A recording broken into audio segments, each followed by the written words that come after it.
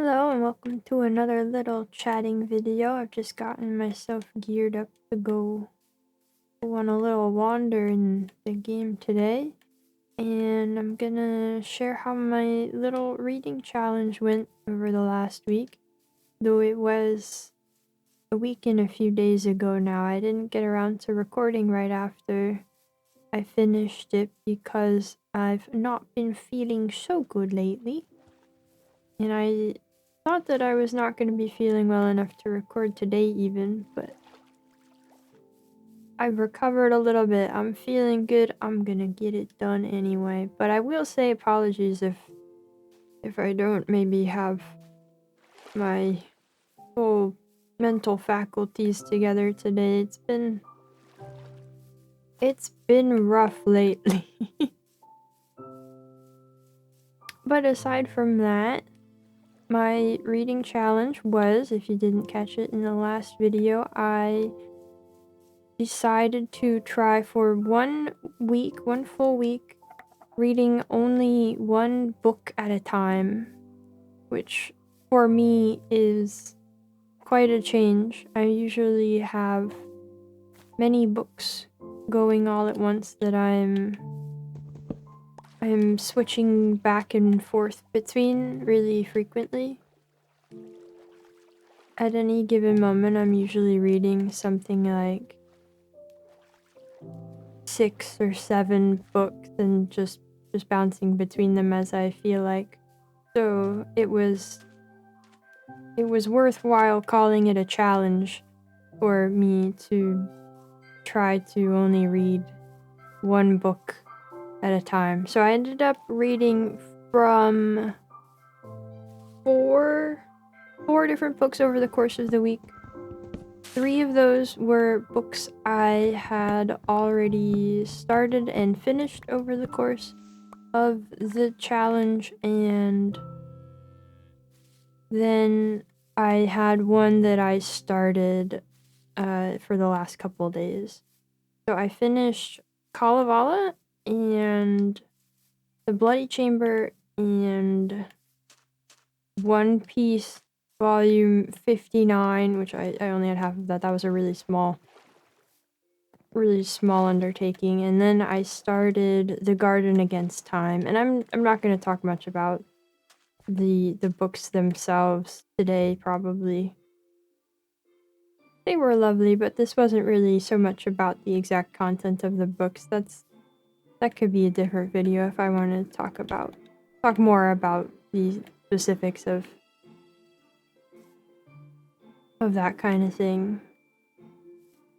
But overall, I had a much better time with the challenge than I expected. I really thought I would struggle quite a bit with it.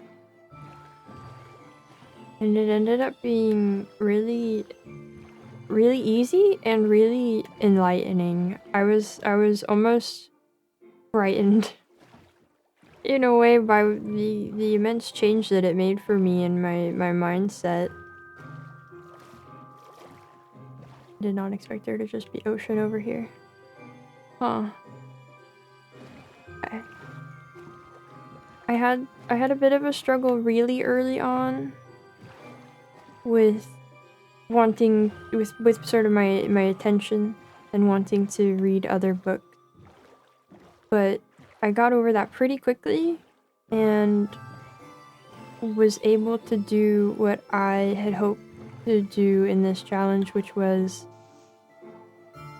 sort of feel more immersed in the book I was reading and feel like I was sort of getting closer to it and focusing on it in a way I usually don't do.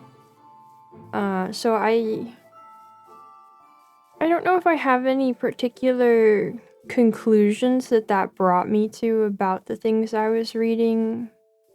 Right, I don't know if I really gained any sort of deeper insight into those books that I read in that time. But it just felt like a closer and more, I don't know, I guess a more cohesive reading experience. I had almost expected it to not really feel very different. to do this. And like I said, I expected to be more frustrated with it than I was.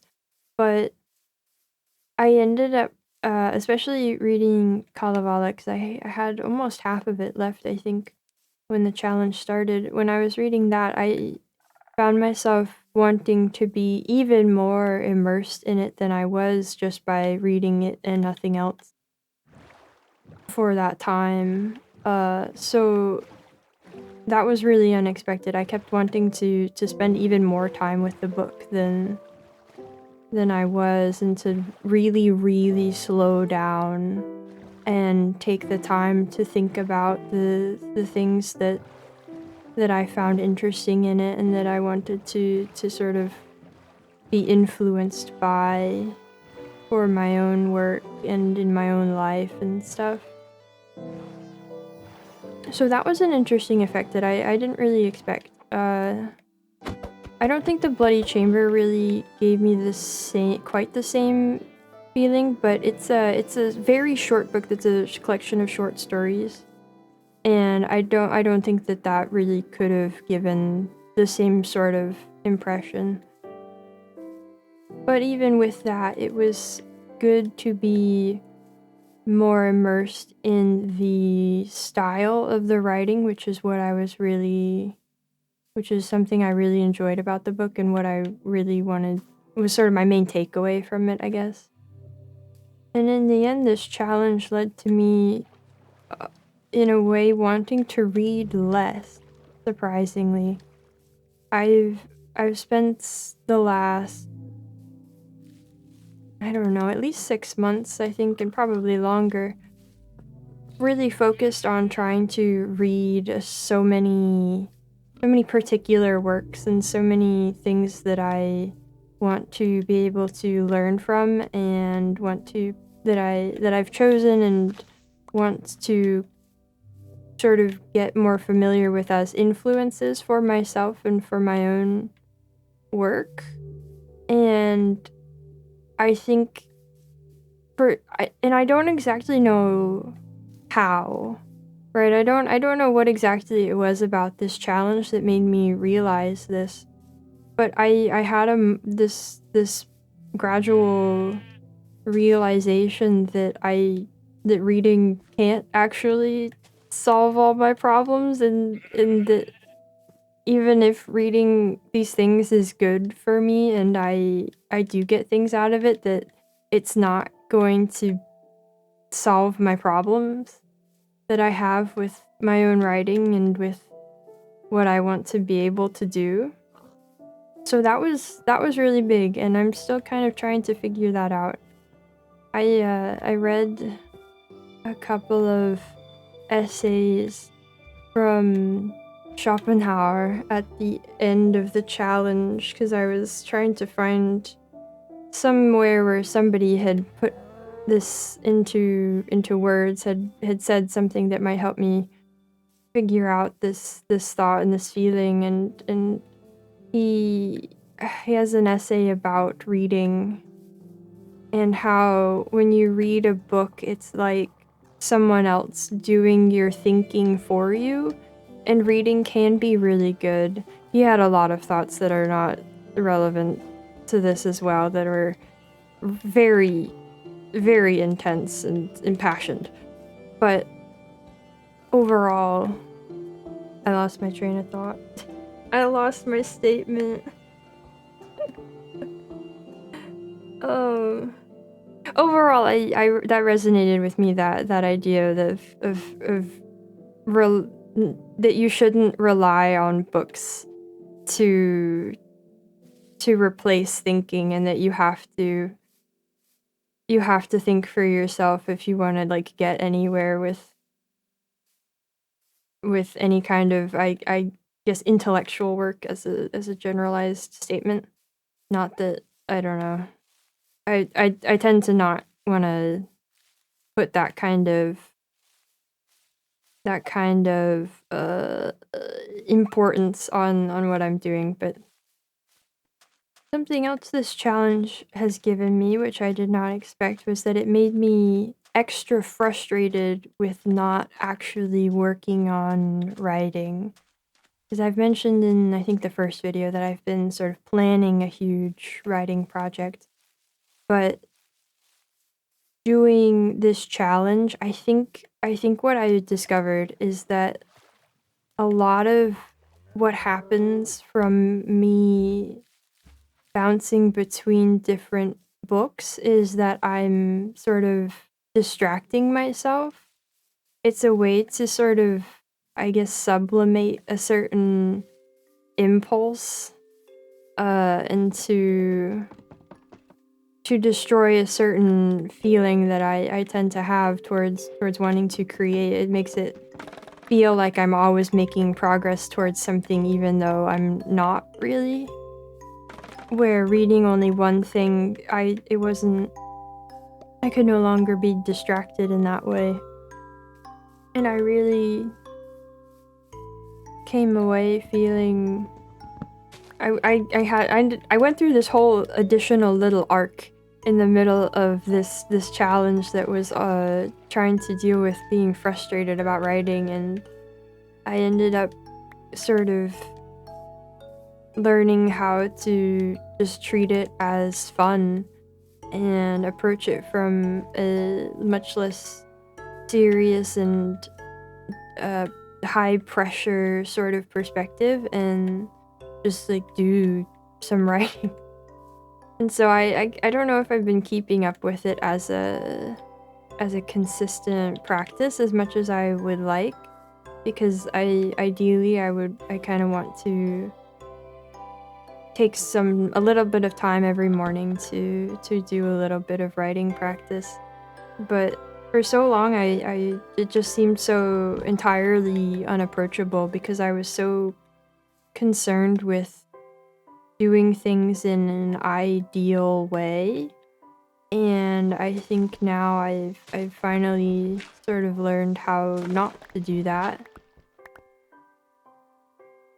And to just play around and try to learn things that way, which has been really, really cool. It's and then again, it's another thing that I did not expect to be an outcome of this challenge, but I'm very happy for it. I guess I didn't really have much that I did expect to come out of this challenge other than some frustration and a funny anecdote, but it's ended up being quite life-changing. It's ended up doing quite a bit for me to figure out things that I want and want to be doing. So that's where I'm at now. I am going to try to... I'm not going to keep only reading one book at a time. But I think I am going to do more to read fewer books in close periods of time. I don't know exactly what the plan is. I don't know quite how I should go about it, adjusting to this, because I do have...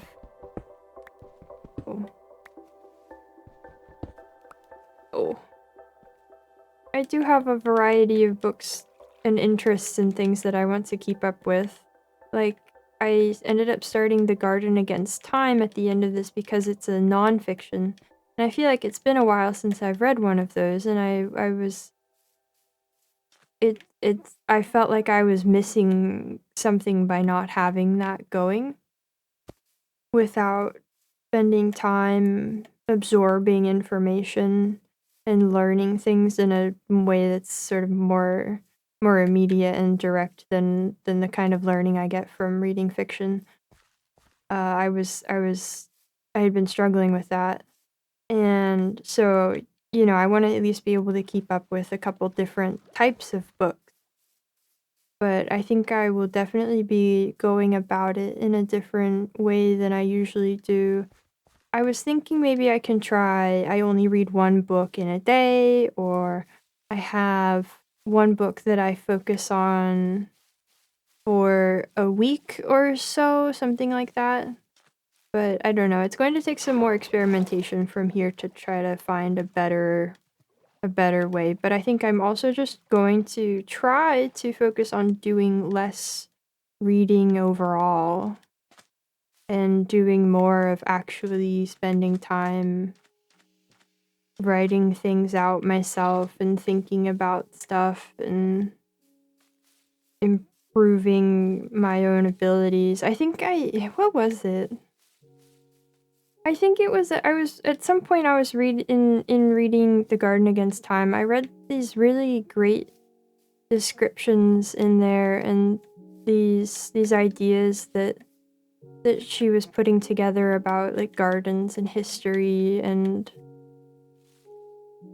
I had this sort of crisis moment of realizing that like I could never think of those kinds of things, and I've had this moment before and just never managed to figure out what to do about it, but that this moment of realizing that I don't think I really know how to think, and that's something that's really hard to approach, you know? That's a tough realization that then I don't really know what to do with, but I think I'm closer now than I have been before to finding a solution to improving that. And so I guess in that way I'm really glad I did this challenge. Maybe I would have come to that conclusion just from reading this book anyway, but part of it is if I had that thought before, I would have just put the book down and read another book. I would have just picked up another book as if it would have helped. As if that would have helped me to solve that problem that I felt that I had, instead of, you know, being forced to either just keep reading this book or stop reading. I think that pushed me to have to actually face the problem in a way that I have not before. So that's really cool, and hopefully I can keep it up. Like I said, I've not been feeling great lately. For the last few days I've been having I don't know, maybe not even the last few days. I don't know anymore.